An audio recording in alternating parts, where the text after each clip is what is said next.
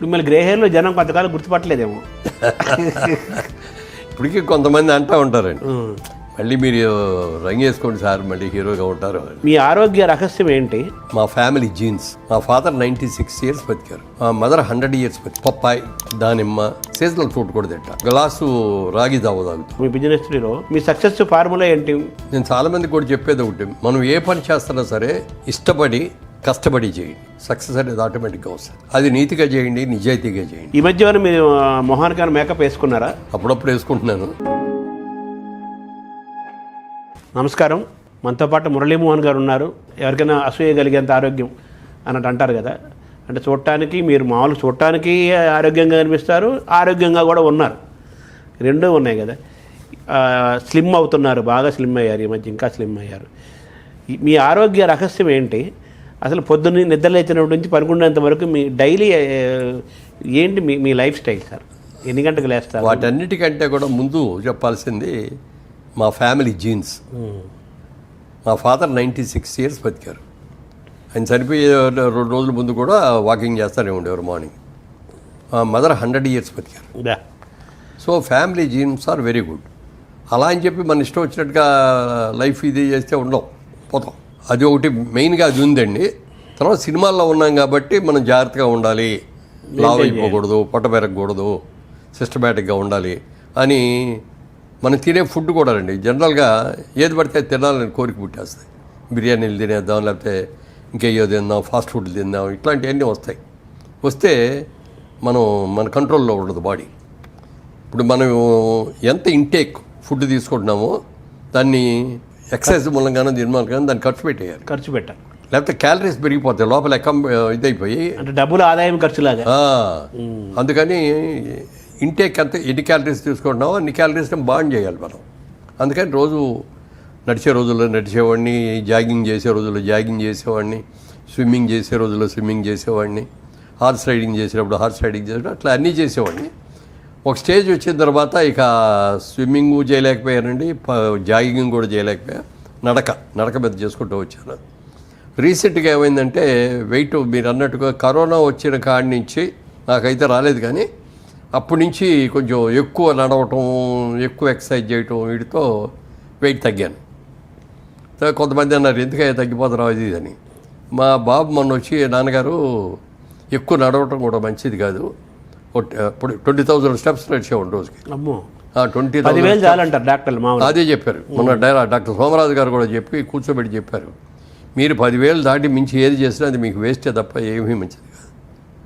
నేను చెప్తున్నాను వినండి, మీరు 10,000కి మించి చేయొద్దు అని చెప్పి, మీకు ఇవన్నీ కూడా లూజ్ అవుతున్నాయి మన మజిల్స్, ఎక్కువ ఖర్చు పెడుతున్నారు శరీరాన్ని. ఆ మజిల్స్ ఇది అవ్వకుండా ఉండాలంటే మీరు వెయిట్స్ అయ్యి జిమ్లో వర్క్ చేయండి, డంబుల్స్ అలా.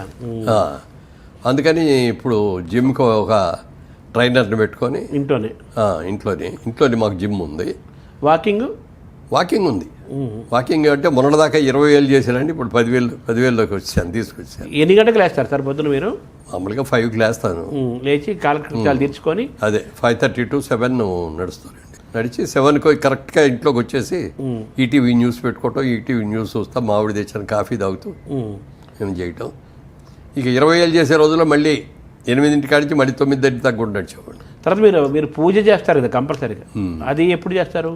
అది ఈ ఎక్సర్సైజ్ అయిపోయిన తర్వాత స్నానం చేసి పూజకి వెళ్తాను. 1 hour పడుతుంది. కింద కూర్చుంటారా? కింద కూర్చునేవాడిని చాలా వరకు. ఈ మధ్యకాలంలో మోకాలు ఆపరేషన్ అది అయిన తర్వాత కింద కూర్చోవద్దని అంటేను అక్కడే ఒక పేట లాంటిది ఒకటి పెట్టి, స్టూల్ లాంటిది పెట్టి స్టూల్ మీద కూర్చోండి. పూజ తర్వాతగా బ్రేక్ఫాస్ట్, కానీ నేను ముందే దీని చేస్తాను. అవునా? ఎందుకు చేస్తారండి దానికి కూడా? ఇప్పుడు నేను పూజలోకి వెళ్ళేటప్పటికి 10:30 అవుతుంది, లేట్ అయిపోతుంది. 11:30కు వచ్చి బ్రేక్ఫాస్ట్ చేస్తే మళ్ళీ 2 o'clock లంచ్ చేయాలి కదా, గ్యాప్ తక్కువ ఉంది. అందుకని 10:30 లోపల స్నానం అయిపోద్ది, 10:30కే బ్రేక్ఫాస్ట్ తీసేసుకొని 11 లోపు పూజలోకి వెళ్తాను. గంట మినిమం చేసేవాళ్ళు కదా, గంట పైన చేసేవాడిని. ఇప్పుడు అంటే ఒక రోజు ఉన్నాం ప్రోగ్రామ్స్ని బట్టి ఒకసారి కొంచెం వెళ్ళాలి అంటే రిపిటేషన్స్ లేకుండా. దేవుళ్ళు అందరిని పలకరిస్తారా? అంటే అందరినీ పలకరిస్తారు. అంటే కళ్ళు మూసుకొని ధ్యానంలాగా కూర్చుంటారా? మీ పూజా విధానం ఎలా ఉంటుంది? అంటే చదువుకుంటాను, నేనే పైకి చదవను, ఇదివరకు పైకి చదివాను. అది ఎందుకు చదివానంటే ఒరిజినల్గా నా వాయిస్లో కొంచెం జీర ఉంది. ఆ జీర వాయిస్ పోవడం కోసం ఎవరన్నా చెప్పారనమాట. అప్పుడు సిగరెట్లు తాగమని కొంతమంది, చుట్టలు తాగమని కొంతమంది, లేకపోతే బీచ్కి వెళ్ళి రోజు పొద్దున్నే వాయిస్ ఎక్సర్సైజ్ చేయమని ఇవన్నీ చెప్తున్నారు. Vocal exercise. అప్పుడు నేను అనుకున్నాను అనమాట, రోజు పూజ చేస్తాను కదా, పూజ చేసేది బాగా లౌడర్గా చదువుతాం, గంట సేపు కంపల్సరీగా ఉంటుంది, కంపల్సరీగా పూజ చేస్తాం, కంపల్సరీగా దీనికి కూడా ఇది ఉంటుంది అని చెప్పి బాగా లౌడర్గా చదివేవాడిని. అప్పుడు ఎక్సర్సైజు వచ్చింది, అన్నీ వచ్చినాయి. తర్వాత ఇక పెద్ద ఇల్లు అనమాట మెడ్రాస్లో ఉన్నప్పుడుది, పెద్ద కాంపౌండ్. మనం ఎంత పెద్దగా చదివినా పక్కింటి వాళ్ళకి ఏర్పడుతుంది, డిస్టర్బెన్స్ లేదు. సో వోకల్ కార్డ్స్, తర్వాత ప్రాణాయామం కూడా కదా, మాట్లాడుతుంటే నాభి దగ్గర నుంచి వస్తుంది కదా. సో మీరు మీ పూజా కార్యక్రమంలో దేవతలందరినీ మీరు పూజించడము, స్తోత్రాలు చదవడం. ఈ దేవుడు ఆ దేవుడు అంటే దేవుడు అనేవాడు ఒక్కడే అనేది నా ఇదే ఆలోచన. అవును, దేవుడు అనేది ఒక అతీతమైన శక్తి. సబ్కా మాలిక్ ఏక్ హై అన్నారు కదా. అంతే, సబ్కా మాలిక్ ఏక్ హై అన్నట్టు ఒకడే దేవుడు. ఆ దేవుడికి పేరు లేదు, ఊరు లేదు, రూపం లేదు, ఏమీ లేదు. అలా అని చెప్పి మనం కళ్ళు మూసుకొని దేవుడిని మనం ఉంచుకుంటే, ఏదైనా అట్లా దేవుణ్ణి తలుచుకోవాలి అంటే ఒక బొమ్మ కావాలి, ఒక రూపం కావాలి, ఆ రూపానికి ఒక పేరు కావాలి. అందుకని మనం హిందువులు ఏంటంటే చాలా దేవుళ్ళు మంటారు. అవును, మనం పంచభూతాలన్నీ డైరెక్ట్ ఇదేమనుకుంటాం. అవును, మరి ఇంకా పొట్ట నేల అన్నీ దేవుళ్ళే మనకి. అవును. అదే ఇతర మతాల్లో చూస్తే బుద్ధిస్టులకి ఓన్లీ గౌతమ బుద్ధులే, ముస్లిమ్స్కి ఓన్లీ అల్లా, క్రిస్టియానికి వెళ్ళి చూస్తే జీసస్. కానీ మనకు అలా కాదు, 3 కోట్ల మంది ఉన్నారు. ఓ రోజున బాలకృష్ణ గారు, నేను, బ్రహ్మానంద్ గారు, మేము అందరం ఒక షూటింగ్లో ఉన్నాం. జయసింహ అని, అది కుంభకోణంలో షూటింగ్, అక్కడ ఉన్నాం. బాలకృష్ణ గారిది నాది పక్క కాటేజీలో, ఎదురుగుండా కాటేజ్ ఏమో బ్రహ్మానందం గారు. బాలకృష్ణ గారు ఆ రోజున పొద్దున్న షూటింగ్ వెళ్ళిపోయారు. ఈయన చేస్తూ ఉండగా నా దగ్గరికి వచ్చాడు బ్రహ్మానందం గారు. బయట కూర్చొని అన్నీ వింటున్నాడు, నేను మాట్లాడే ఈ చూసి అవన్నీ అయిన తర్వాత, ఈ రోజు ఎంతసేపు చేస్తారు పూజ అన్నాడు. గంట సేపు చేస్తారండి అన్నాడు. ఏ దేవుడిని పూజిస్తారు అన్నాడు. అందరినీ పూజ చేస్తారండి. మరి మీరే దేవుడిని చేస్తారండి అన్న. నేను ఒక్కళ్ళే చేస్తానండి అన్నాడు. ఎవరిని చేస్తున్నారు మీరు అన్న. నేను వెంకటేశ్వర స్వామిని. నా ఉద్దేశంలో వెంకటేశ్వర స్వామి దేవుడు. నేను ఏ గుళ్ళోకి వెళ్ళినా, సాయిబాబా గుళ్ళోకి వెళ్ళినా వెంకటేశ్వర స్వామిని చూస్తా అక్కడ సాయిబాబాలో అని. ఎందుకంటే అట్లా అన్నాను. ఒక చిన్న ఉదాహరణ చెప్పాడు ఆయన. ఇప్పుడు చాలామంది ఇంట్లో పని చేసేవాళ్ళు వచ్చి 3 ఏళ్లలో 4 ఏళ్లలో చేసి వెళ్ళిపోతూ ఉంటారు కదా. ఇప్పుడు అపార్ట్మెంట్స్లో ఉండేవాళ్ళు కెరీర్కి. ఇప్పుడు 4 ఏళ్లలో పనిచేసే ఒక అమ్మాయి మన ఇంటికి వచ్చింది అనుకోండి, అన్హెల్తీగా ఏదైనా జబ్బు చేసింది. మన ఇంట్లో పనిచేసే అమ్మాయి అయితే మనమే ఇదిగోన మా డబ్బులు తీసుకెళ్ళి చేయించుకుంటాం. 4 ఏళ్లలో చేసే అమ్మాయి మన ఇంటికి వచ్చింది, ఎవరో ఒకళ్ళు ఇస్తారులే అని ఎవడో ఇవ్వడు.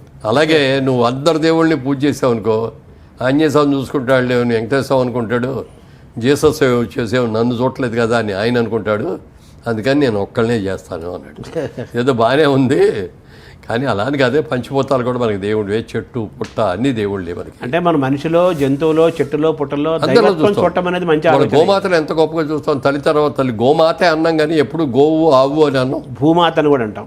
భూమాత, ఆ దైవాన్ని, గాలి కానీ నీరు కానీ, పంచభూతాలు అన్నీ కూడా ఈ పంచభూతాలు సరిగ్గా పరిపాలిస్తున్నాయి కాబట్టి మనం ఉండగలిగాం. అవును. గాలి గట్టిగా వీస్తే మనం పడిపోతాం. అవును. వర్షం ఎక్కువ కురిచేసి నీరు ఎక్కువ వచ్చేసిందంటే కొట్టుకుపోతాం. అంతే కదా. ఏమంటే గాలి అసలు రాకపోతే గుండె అయిపోద్ది, ప్రాణవాయువు. సో పంచభూతాలకి పంచేంద్రియాలకి అనుబంధం ఉంది. అంతే. అందుకని అందరూ దేవుళ్ళే అంటాను నేను. ధ్యానం చేస్తారా కొంచెంసేపు? ప్రాణాయామం ఏమైనా చేస్తారు? ఓంకారం ప్రాణాయామం చేసేవాడిని, కానీ ఇక అది ఏకాగ్రత ఉండట్లా. ఓహో.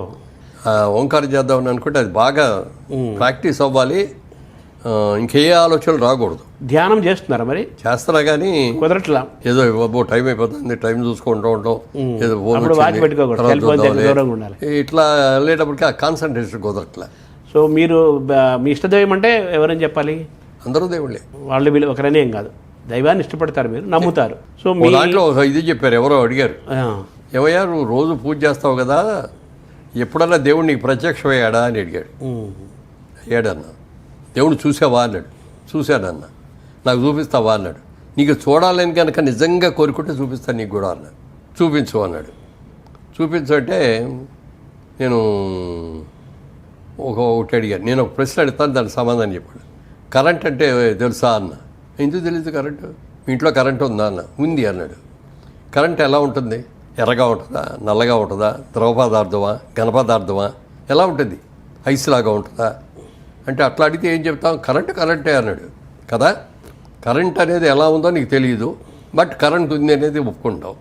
లైట్లోకి వెళ్తే వెళ్ళి వస్తుంది, మైక్లోకి వెళ్తేనేమో సౌండ్ పెరుగుద్ది, ఇట్లా రకరకాలు దేంట్లోకి వెళ్తే అది ఇది. కరెంట్ ముట్టుకుంటే షాక్ కొడుతుంది. అలా అని చెప్పి అది కారంగా ఉంటుందా ఇదని మనం చెప్పలేము, దానికి రూపం లేదు బట్ ఉంది.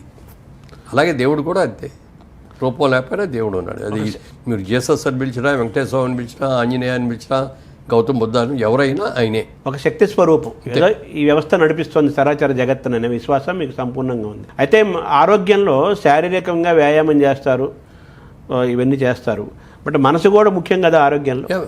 మనసు కూడా ముఖ్యమేనండి. దాన్ని ఎలా మీరు సెట్ చేసుకుంటారు? అంటే ఇక మనం కొన్ని సెల్ఫ్ కండిషన్స్ పెట్టుకుంటానండి. జోదం ఆడకూడదు, రేసులకు వెళ్ళకూడదు, పేకాట ఆడకూడదు, విచారం చేయకూడదు, డ్రింక్ తాగకూడదు, ఇట్లాంటివన్నీ కూడా పెట్టుకుంటాను. అంటే భావోద్వేగాలు ఉంటాయి కదా, కోపము చాలా ఉంటాయి కదా, కంట్రోల్ చేసుకుంటాను. అయ్యప్ప మాలేసుకున్నప్పుడు ఆ 40 రోజులు అసలు కోపం కూడా రానివ్వం. మిగిలిన రోజులు ఇప్పుడు కొంచెం వయసు పెరిగిన తర్వాత అప్పుడప్పుడు ఒక్కోసారి కొద్దిగా కోపం వస్తుంది, లేకపోతే ఎవరిని విసిగిస్తా అంటే విసుకుంటున్నాం, కొంచెం గట్టిగా చెప్పాల్సి ఇవి ఉన్నాయి, కానీ కొంచెం కంట్రోల్ చేసుకోవాలి. అంటే భావోద్వేగాలు పైగా నాకేంటంటే స్నేహితులే తప్ప నాకెవరు శత్రువులు ఉంటారు.